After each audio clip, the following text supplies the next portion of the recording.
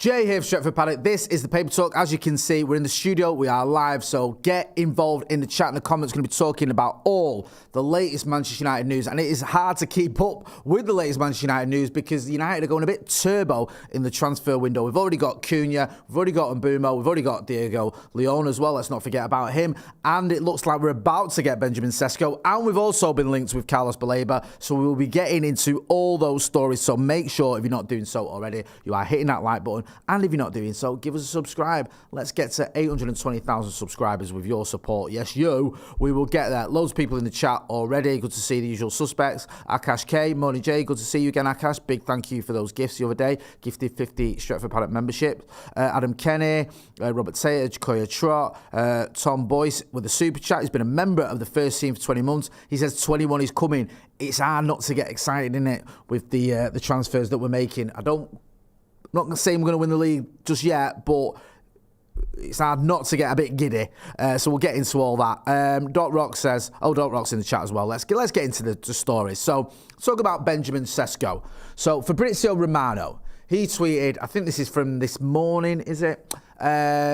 He says, Manchester United and RB Leipzig back in talks today for Benjamin Sesko deal to agree on final package. Sesko agreed personal terms yesterday and will train separately until the deal is done between the clubs. Now, it looks like United are going to get this deal done, probably today, from what everyone's saying. It seems the representatives of United are there. They've agreed the terms with the player. Now they've just got to agree the terms with the club. However, also, here's one for you. Florian Plettenberg, who's a friend of the channel, he's been on loads of times, says showdown in Leipzig today. Newcastle, like Manchester United, still have representatives on site in Leipzig, ready to react in case Man United cannot reach an agreement with Leipzig. However, the Red Devils are going all in, especially because Benjamin Sesko is now clearly committed. He wants to join Manchester United. Personal terms are 100% agreed. It's a bit odd, isn't it, that Newcastle have still got representatives there in Leipzig. It's like when, your girlfriend splits up with you and she goes on a date with a new fella and you're stood outside the restaurant window looking through, like pining for her. Get a grip. What is going on? I don't know why Newcastle are sort of still hanging around if he's agreed terms to go to Manchester United. He wants to come to Manchester United and it looks like Manchester United to get a deal done. But this is where we're at, and Newcastle are pretty desperate, let's be honest, to bring in some more signings. They're about to lose Alexander Isak. They didn't get Mbeumo. They didn't get Cunha. They didn't get Gyökeres. I think that was only they weren't really that sort of linked with him, to be fair to them, but they have been linked with Sesko. They obviously tried to get him. They went in with a bid. He wants to come to Manchester United, but they're still holding out hope that he'll split up with his new missus and get with them. John Malloy says, are Leipzig still looking for a sell-on percentage? I'm not sure about the details of the deal. We will find out that, I'm sure, in the next few days.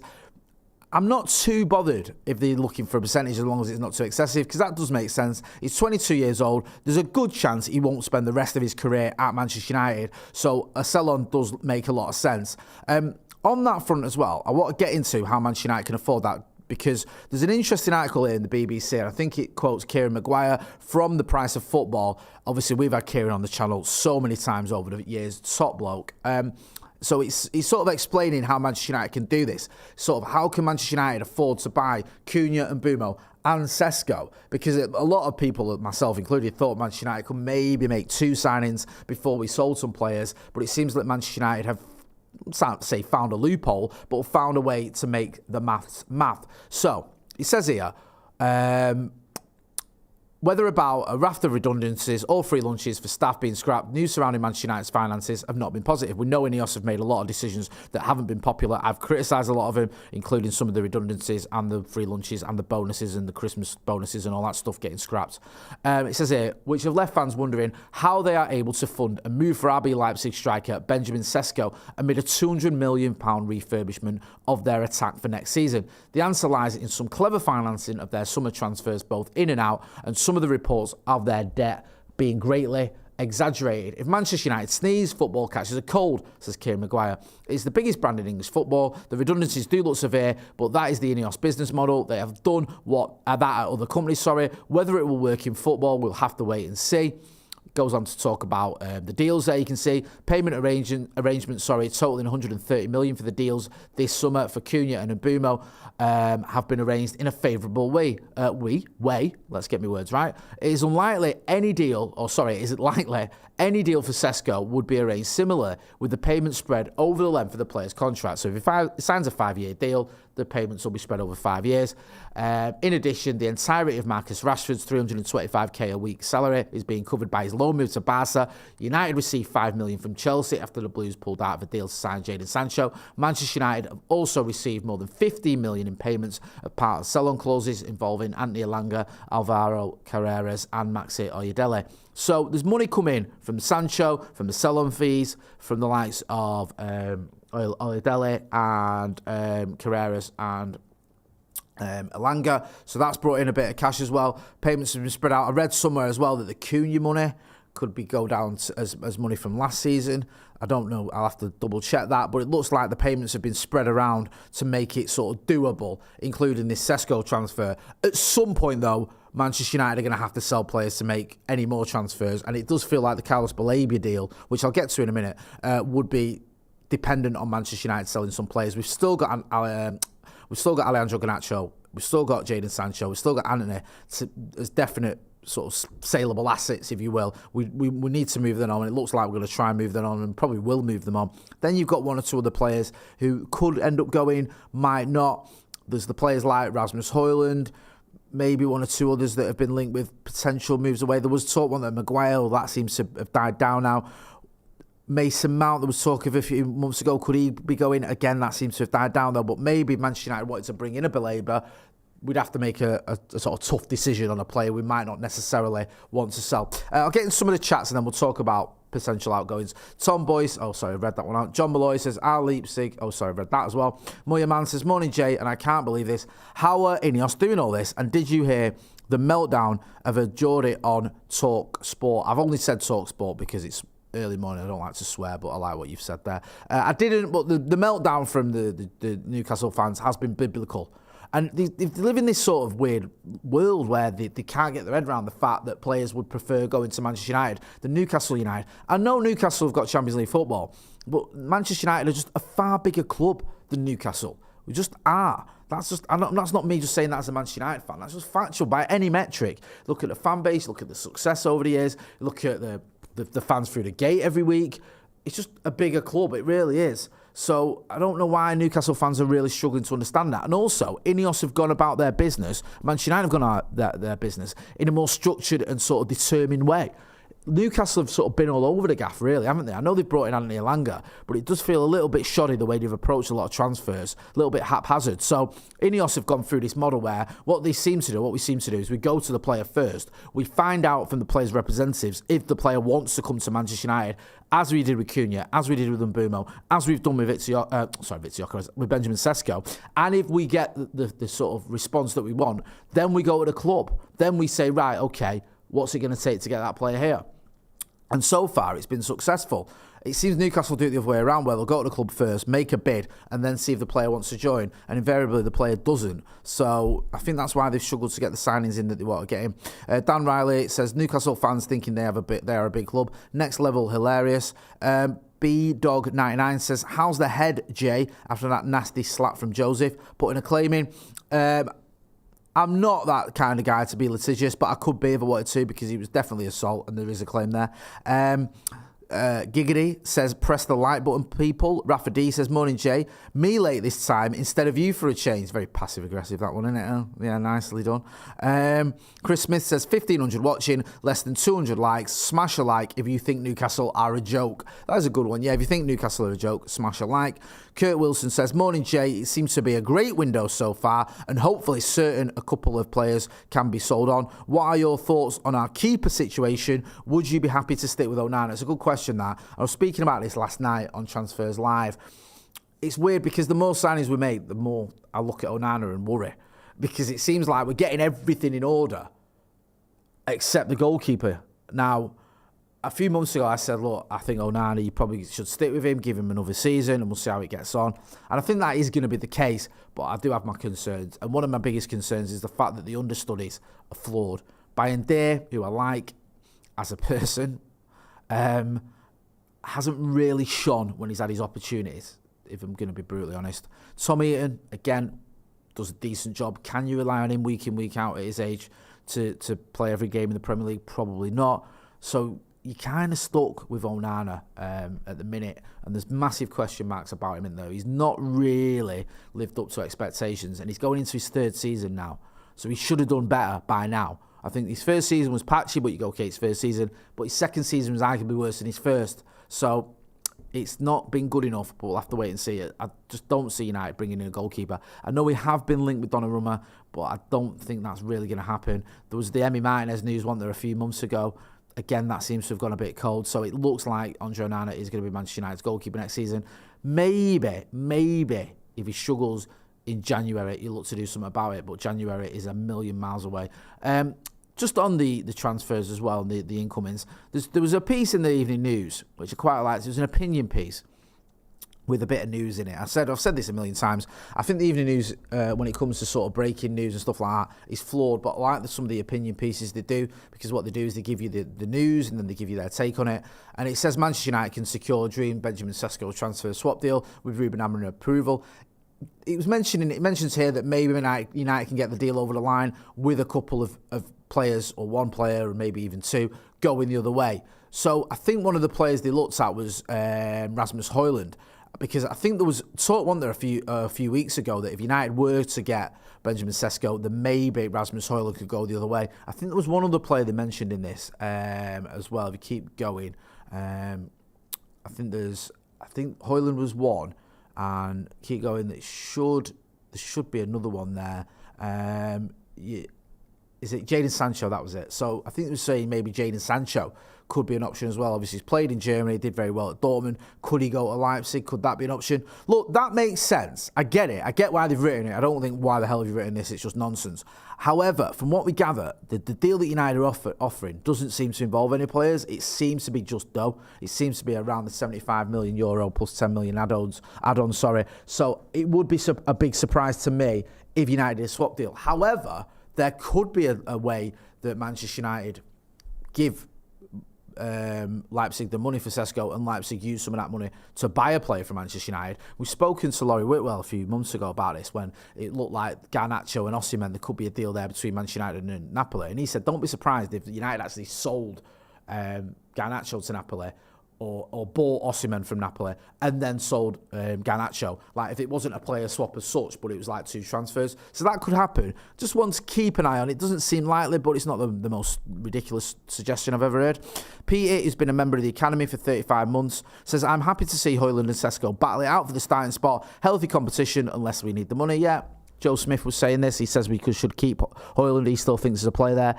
I am worried about Højlund, because his confidence seems to have taken a bit of a knock. And I think buying a striker to sort of push him further down the pecking order might knock his confidence even further. Well, who knows? Manchester United have always done well when we've had players fighting for positions, so maybe that could be the case this time round as well. Columbo says, big up Jay. John Essex, welcome to the academy. We've got extra content on our members section. There's a big members video coming up next week. We're just editing it at the minute, so it's going to be a behind the scenes vlog of our time in the US. It was fantastic. Met so many great Reds out there. I had such a good time. Had a little bit of access as well. Spoke to some of the players. That's all going to be in the vlog, so you can check that out. And plus, obviously, you'll see stuff on the vlog that you didn't see on the main channel. Some behind the scenes stuff with myself, Adam McCullough, Joe Smith, Stephen Howson, plus John Shin making an appearance, and one or two others as well. Really good stuff. And L says, don't really want to risk going in the season with one striker. I think taking Højlund out of the spotlight might just be the tonic he needs. It might be a good suggestion, that actually. He has struggled, but he has been the main man when perhaps he shouldn't have been. Gary Lee says 80 plus 10 bid for Baleba. Value from United. Brighton want 90 plus 10. So he's got a bit of news there that he's breaking. Hit that like button, please, people. Let's talk about Carlos Baleba then. Fabrizio Romano says, Carlos Baleba didn't close doors to Man United after direct contact with his camp. This is what I was talking about earlier. It seems that Manchester United are going to the players first, going to the players' representatives and saying, look, if United came in for you, would you come to Old Trafford? And if the answer is no, then you leave it, you don't bother. And if the answer is yes, then you talk to the club and say, can we get a deal done? So it says, Manchester United believe agreeing terms with Baleba terms won't be an issue, but club-to-club deal considered very difficult. Brighton want to keep Baleba this summer and won't make it easy. There's a chance there. Could be done. Maybe it's done once Manchester United sell the likes of Sancho, Garnacho and Antony. Maybe Manchester United go towards deadline day and then make a bid on deadline day and go, okay, look, let's make this happen after we've sold those players. Does feel like that is the strongest possibility of the move happening. Let's have a look at what the Brighton CEO had to say. I think we mentioned this last night. So Paul Barber, he was speaking at, I think it was a fans forum. He said, there's always going to be interest in our players. United have not been in touch with me, sorry. Speculation is speculation. Carlos is a fantastic talent. We hope he'll be here for years to come, but it's subject to the dynamics of football world, which isn't always predictable. So he's not closing the door on a move to Manchester United for Carlos Baleba. And also Brighton, with all due respect, they know their place in football. They know their model. They know what works for them. They get players in cheap, don't they? They get players in 5, 6, 10 million maybe, and then they sell them on for up to 10 times that much. When you look at someone like Moses Caicedo, when you look at Bissouma, when you look at McAllister, when you look at Trossard, they sell players. They've always done that since they've been in the Premier League, and it's worked for them. They've been very competitive. They've been, they've sort of gone from a club that was just trying to avoid the drop to a club that consistently finishes in the top 10. And they play decent football. And I think there's a lot to admire about Brighton and the way they do things. I know Joe Smith doesn't always agree, but yeah, you can admire them.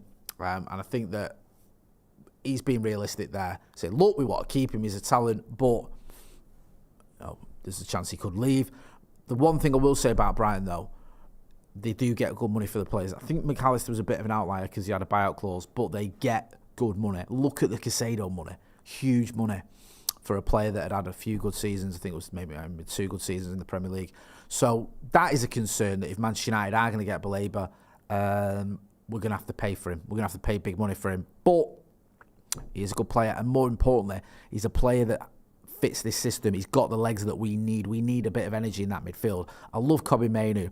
I think you can still get a tune out of Emmanuel Ugarte. Also Casemiro, he's not going anywhere, so he's going to get used in the next season. But have you got legs from those players that you need? Probably not. Someone like Carlos Baleba would give you that bit of dynamism that you need in that midfield. You know what I'm on about. Conor McCall says, Brighton scouts must be God. There you go. That's a heady compliment as well. Seven Wardy says, Sesko or Baleba if you could have just one, Jay. Well, I'd say it's Sesko because it looks like it's about to happen. But I think, can I be greedy and just say I want both? I do want both. Yes, Jay, dynamism. I don't know why I'm struggling with that word. But I am. Let's talk about Garnacho. Chelsea step up efforts to sign Garnacho and Simons in attacking reshuffle. Chelsea just buy loads of players all the time, don't they? That's just what they do. They've been linked with Garnacho for a while now. They were linked with him in January. They're still being linked with him, and it says they're going to step up their attempts to sign him, and they're also after Xavi Simons from RB Leipzig and could sell Nicholas Jackson as they continue to reshape their attacking options. I think Jackson was actually linked with, was it a move to Newcastle? In the last couple of days. That could make sense. Kalsk9, welcome to the Academy. Thanks for your support. And L says, Jay, Euro is also Baleba's best mate. Yep, that could be a reason why Baleba ends up at Manchester United. Lenny Euro played with him at Lille, I think. Maybe you could have a word with him. Also, I think, is it Mbomo and Unana know him from internationals, so maybe they can have a word with him as well. Maybe can make the deal done that way. We'll have to wait and see. I want to talk about a goalkeeper. We saw this one in the Mail. Manchester United considering signing young goalkeeper after impressive performances on trial at Carrington. One for the future. This is Abdullah Al-Hammadi. Has been trained at Carrington. He's done well. I think he's 20 years old, so certainly not someone I'd expect to come into the first team, but is impressed. He could be one for the future. As always, we'll keep an eye on him. I'll find out from Finn next week if he's got any news on him as well. Finn, obviously, Academy Review. He's Academy Scoop on Twitter. He's going to be coming in next week. He loves Carlos Baleba, by the way. He's going to be losing his mind with these links. Also, just one final story here. Rooney, Wayne Rooney's son, taking a major step in his budding football career after earning a shot call-up to Manchester United's under-19 squad for the prestigious Miodrag Ramjak tournament in Croatia, despite being just 15. So he's doing a bit like his brother, like his dad there, isn't he? Playing in the years above him. It'd be a lovely story if Rooney ends up playing for Manchester United. Very rare, isn't it, that fathers and son play for Manchester United. I think you've got to go back to, what is it, John Aston or something like that, John Aston Jr. For a father and son, unless I'm forgetting one. Forgive me if I am. that have played for Manchester United. But we'll wait and see. You never know. Just one to keep an eye on, as always. We're going to be back later on today. We've got off the bat, got Nathan Salt from the Mail coming in. We're going to be chatting to him about the Carlos Baleba news, the Benjamin Sesko news, all that good stuff. We're going to have Stephen Howson on the channel as well. So if you're not doing so, please make sure you are subscribing to the channel. Don't forget to give us a like as well. I've been Jay Marty. This has been The Paper Talk. Thanks for watching.